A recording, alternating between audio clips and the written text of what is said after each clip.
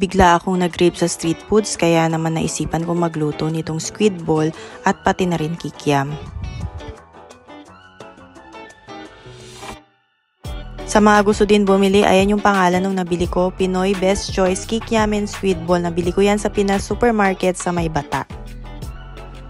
At ready na nga din yung ating sausawan. Yan, suka na may pipino, sibuyas at sili. Ayan, so tapos ko na nga maprito yung ating squid ball at kikiam. So tara, tikman natin. Huwag pala nating kalimutan ang stick. Hello guys! Ayan, so titikman na natin yung ating nilutong squid ball tsaka kikiam.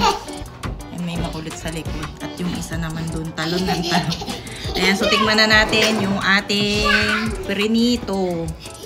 Talaga nagkikrave ako ngayon sa street food. Ayan yung ating sausawan. So, isa, let's go na. Let's tikman na this one. Come on. Tikman ko muna yung walang sausawan para mahahan natin kung masarap siya.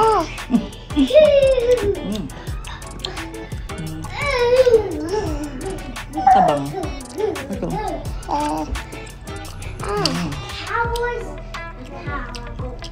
Medyo matabang siya. Kailangan talaga may sausawan.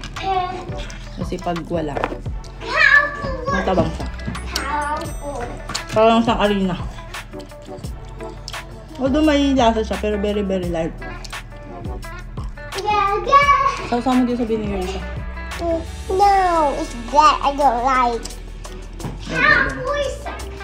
That's for Mama.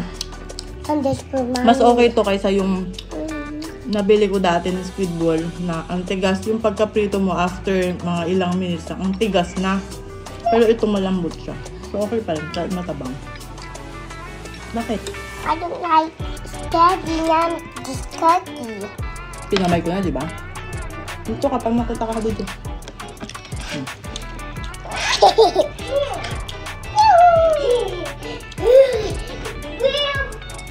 At them?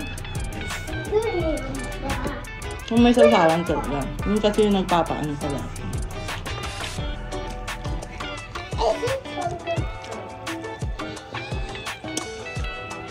Nam nam. Bye-bye ka na. Bye-bye.